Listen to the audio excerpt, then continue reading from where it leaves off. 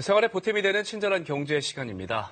서울 아파트 가격이 지난해 여름 이후 9달 만에 하락했다는 조사 결과가 나왔습니다. 네, 이런 내림세가 코로나19의 영향도 있어 보이는데요. 아파트 가격이 얼마나 내렸는지 또 앞으로 내 집 마련 계획은 어떻게 세워야 할지 박대기 기자와 함께 알아보겠습니다.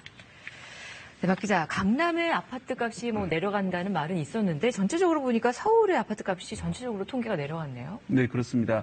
부동산 114라는 민간업체 조사 결과인데요. 네. 지난주 서울 아파트 가격이 2주 전 대비해서 0.01% 내렸습니다.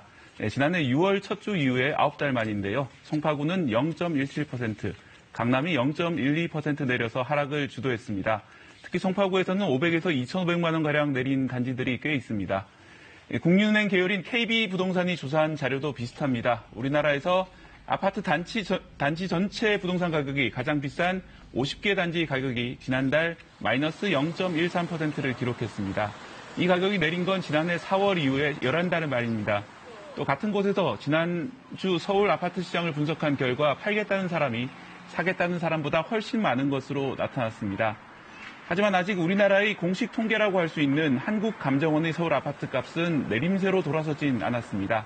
지난주까지 2주 연속 보합세를 기록했는데 일단 서울의 아파트 값 오름세는 멈췄다는 점은 분명합니다. 지난해 12, 16 대책으로 9억 원 이상 아파트에 대한 규제를 강화하지 않았습니까? 네. 그러면서 풍선 효과로 중저가 아파트 값이 좀 오르는 게 아니냐라는 말들이 있었는데 그건 어떻게 됐습니까? 네, 원래 서울 아파트 값은 이제 강남 3구가 가장 비쌌는데요. 강북 아파트 가격이 오르면서 마포, 영산, 성동도 오르면서 마용성이란 말이 유행을 했었습니다. 그렇죠. 이제는 9억 원 이하 아파트가 많았던 노원, 도봉, 강북구 지역을 노도강이라고 따로 부를 정도로 아파트 값이 많이 오르는 곳이 됐습니다. 이들 지역 역시 최근 오름세가 둔화하는 모습을 보입니다. 도봉구와 강북구는 2주 전 0.08% 올랐지만 지난주에는 0.06%로 오르는 데 그쳤습니다. 하지만 서울 남부의 금천, 관악구로 줄여서 금관구 지역은 여전히 오름세가 높습니다. 네, 정리를 해보자면 서울 전체적으로는 상승세가 멈춘 건 맞지만 강남을 제외하고는 조금씩 오르기는 하네요. 이렇게 네. 앞으로는 어떻게 될까요? 네, 일단 그 시장에서 아파트를 사려는 분들은 좀 내리지 않을까 기대하는 분들이 많습니다. 일단 서울 지역 아파트 거래량이 뚝 떨어졌습니다. 지난해 11월 1만 2천 건에 육박했던 거래량은 2월에는 8천 건이 됐다가 지난달에는 2,300건으로 더 줄었습니다. 물론 신고기간이 한 달이기 때문에 아직 미신고된 것이 있다는 점을 감안해도 크게 줄어든 겁니다. 코로나19 때문에 매매할 집 방문이 어려워졌고 지켜보자는 사람이 늘었기 때문으로 풀이됩니다. 정부가 아파트값 하락을 유도하기 위해서 6월까지 한시적으로 양도세를 줄여주고 있는데요. 그 혜택이 끝나기 직전이 되면 급매물이 나올 것이란 기대 때문에 지금은 거래가 잘 이루어지지 않습니다. 더구나 최근 보유세 부담이 크게 오르면서 고가 아파트에 대한 수요가 억제되고 있습니다. 코로나19의 여파로 경제가 참 어려운 상황인데 이런 사정 때문에 앞으로 아파트 값이 더 떨어지지는 않을까요?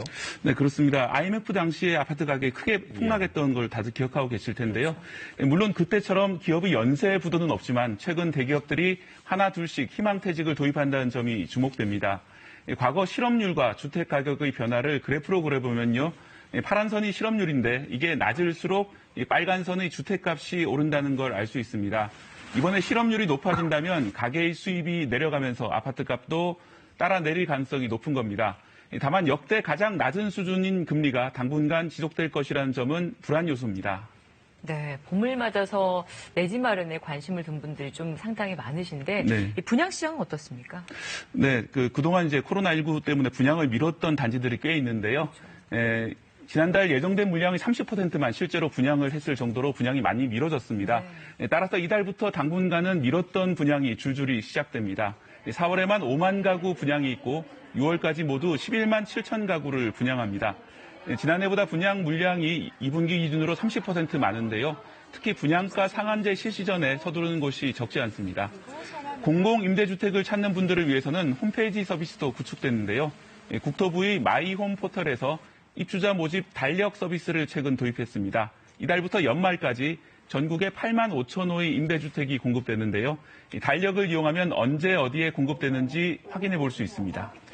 네, 신재령 기자 오늘 내림세를 보이고 있는 서울 아파트 값에 대해서 알아봤습니다. 잘 봤습니다.